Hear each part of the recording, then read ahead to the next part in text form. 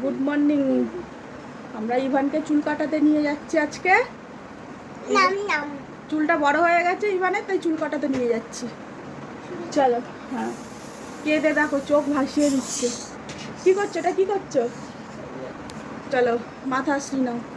চুল কাটতে গেলেও মানুষ পারফিউম মাখে বাবাই। চলো নাও, হয়েছে। কোথাও যাওয়ার কথা শুনলে তো আমার ইভান একেবারে নেচে ওঠে। চলো বাবাই, কোথায় যাচ্ছি আমরা? বলো চুল কাটতে। হ্যাঁ চলো। জ্বালাতন পড়বে না মনে হয়, চুপচাপ বসে আছে, দুষ্টুমি করছে না। তো আমি তো ভাবতেই পারিনি যে ইভান এরকম চুপ করে বসে থাকবে, মানে নড়ছিলই না, তবুও আমাকে একটু ধরতে বলেছে, বাচ্চা মানুষ যদি কেটে যায়। তো দোকানদারও বলছে যে এই প্রথম দেখলাম যে কেউ বাচ্চা চুপচাপ বসে আছে।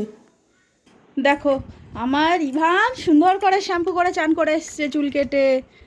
আর চুল কাটার সময় একটুও দুষ্টুমি করেনি, পুরো চুপচাপ বসেছিল, তাই না বাবাই? আর ওকে এখন স্নান করিয়ে আমি রেডি করাচ্ছি।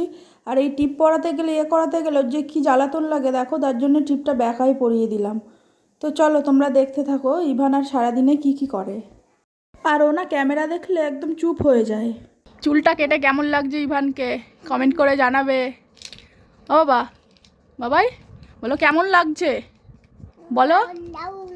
দারুণ লাগছে, নিজেকেই নিজে বলছে দারুণ। বলো সুন্দর। হ্যাঁ। তো ইভানকে এবারে ভাত খাওয়াবো, এই যে ডাল ভাতই খাওয়াবো, কালকে ডিম সেদ্ধ দিয়েছিলাম বলে আজকে রাত দেবো না। তো বাচ্চা কাচ্চা থাকলে মানে ওদেরকে চান করানো, খাওয়ানো, সাজানো গোছানো সব কিছু কমপ্লিট হয়ে করতে পারলে যেন মনে হয় একটা বড় কাজ করে ফেলেছি। আর মনটাতে একটু শান্তিও লাগে। তোমাদের কার কার আমার মতন এরকম হয় অবশ্যই কমেন্ট করে জানিও। তো আজকের ভিডিওটি এই অবধি। ইভান যা দুষ্টুমি করে দেখে নাও। আমার ইভান এরকম সারা ঘর বাড়িতে এরকম খেলনা ছড়িয়ে রাখে, আর ওর সাথে বকবক বকবক বকবক করে করে তাই ওরা খাওয়াতে হয়। এই দেখো, ফোন দেখিয়ে খুব একটা খাওয়াই না, দু একবার রাতে হয়তো বকবক করেই খাওয়াই ওকে।